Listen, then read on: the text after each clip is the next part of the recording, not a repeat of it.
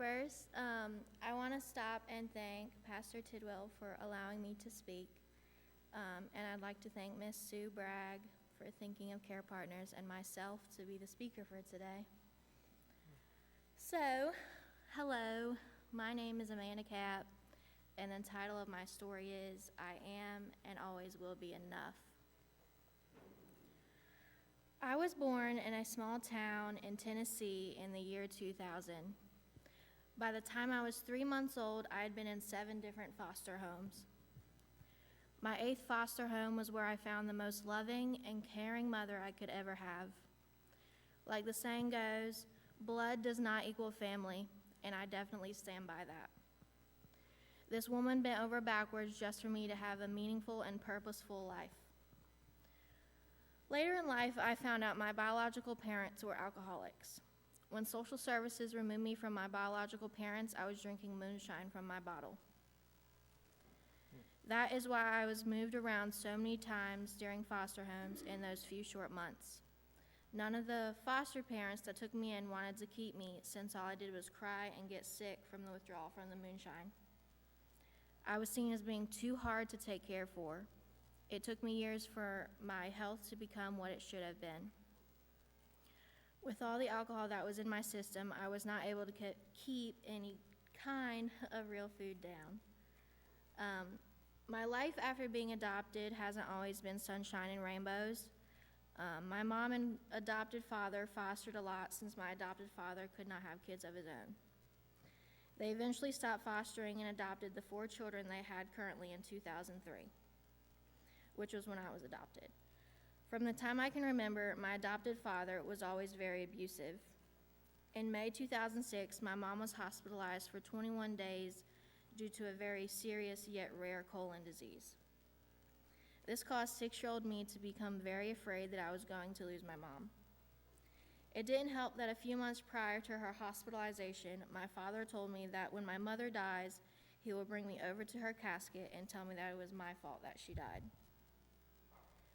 Once the hospital sort of figured out what was wrong with my mom, she was able to be released. By June 2006, my mom had had enough, and she took me and one of my brothers to Delaware all the way from Tennessee. The other children were already old enough to live on their own, so they stayed in Tennessee. My brother and I were suffering psychologically because of seeing and hearing the abuse. I was diagnosed with post-traumatic stress disorder, depression, and generalized anxiety disorder when my mom got us into therapy with a counselor and psychiatrist. My PTSD was so bad because of that statement that my father had told me that I could not let my mother out of my sight. Even if she just had the slightest bit of a cold, I was very scared that she was going to die. Something that I did not know until my teenage years was that one of the other kids my mom had fostered and adopted was my biological brother. This hit me really hard when I found out. The reason why this hurt so much was because this brother of mine was very abusive towards me. He had tried to suffocate me at the age of 4 and was just very mean. It was a lot to take in knowing that this was my actual biological sibling. He came from the same alcoholic parents. We shared the same DNA. How could he do this to his own blood? And still to this day, I wonder how he could do the things he did to his little sister. When I was 12 years old, I started taking medication to help level out my emotions. This helped for a while until it was time for me to start college. While in college, I would purposefully miss doses of my medication to see if I really needed them. I also started drinking in college.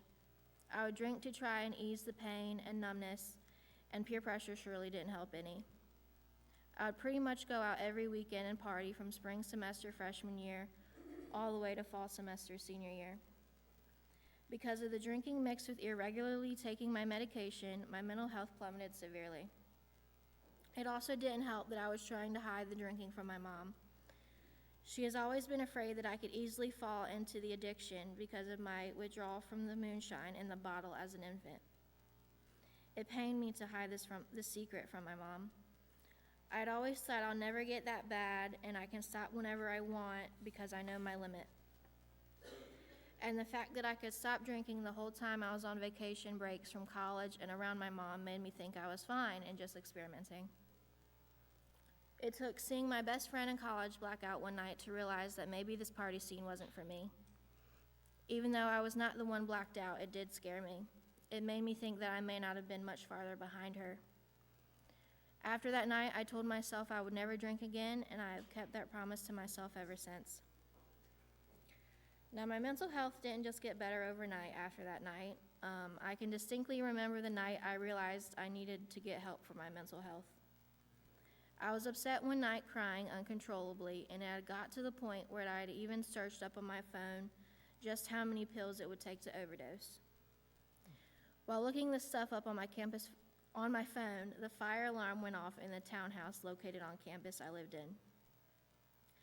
I didn't go outside like I was supposed to because I didn't want anyone to see the emotional state that I was in. This was a mistake for many reasons. For one, even though it ended up just being a drill, I could have been seriously hurt if there was an actual fire. Secondly, after campus security realized I didn't come out, they referred me to the dean because it was against the rules to stay in a building when the fire alarm was going off. Fast forward a few days, I had a talk with the dean and I was officially on a violation with the school. This ended up just being a warning because it was my first offense, but this whole incident made me realize that I did need help. Once I left the dean's office, I went straight to the health center on campus. The health center offered free counseling to all students on campus, so that day I set up my first appointment with a counselor there. These sessions helped a lot. Since my family was still in Delaware and my college was in Virginia, I couldn't connect with a therapist back home during my college years. So once I connected with a therapist on campus, I was able to talk out what was going on in my life instead of keeping everything bottled in like I would normally do. Another event that has happened to me that was a very big impact in my life would be a senior college trip with my friends. On May 7th, 2022, my friends and I decided to take a short weekend trip to the Outer Banks for our last outing before we graduated the following week. We were having a pretty good day until we were on our way to dinner and were struck in a head-on collision with a drunk driver. We all had very severe injuries, but I came out with the worst and most of them. It is by the grace of God that I can stand before you today. With all the injuries I sustained, I was unable to attend my college graduation, and I had to walk with a walker and a cast for almost 4 months until I was able to get a job. But even with all the injuries I sustained, I was able to finish up my last few assignments for college at home. Even though I did have to do everything at home, I was able to watch my college graduation via live stream. So I was still able to graduate, and I do have my diploma. Fast forward a few months, I started working at my current job, Care Partners of Georgia. With this job, I was able to go through the training to become a certified youth peer specialist. This is a position that works with the youth, essentially telling them my story and relating to them and letting them know that they are not alone. Along with that, this past September, I married the love of my life. We happen to be the youth pastors at our church, the Church of Jesus Christ in Scott, Georgia, which again is another way to help and minister to the youth. My recovery hasn't been easy by no means. I have had to learn to deal with fear, being close to people, making friends, and being anxious. It has taken a lot of hard work and determination. I realized that these things were controlling me and were stopping me from having a complete life. I've learned to trust and love. I can now hug and allow myself to be hugged. I eventually learned throughout the years that I am enough. I am enough for myself, and I am enough for others. Another thing that has helped me and continues to be something I lean on for strength is music. Music is something I've grown up with. My mom plays the bass guitar at church, and my husband is the lead singer at the church and plays piano. I started playing the drums in the 5th grade. I played all the way up through college, and music has always been around me, and it is something that has helped me get through so much. My story has made me stronger. Getting through what I've been through has been a challenge, but I would not change it. It has made me see the world from a different perspective. but I think that was God's plan. God knew my calling was to work with the youth.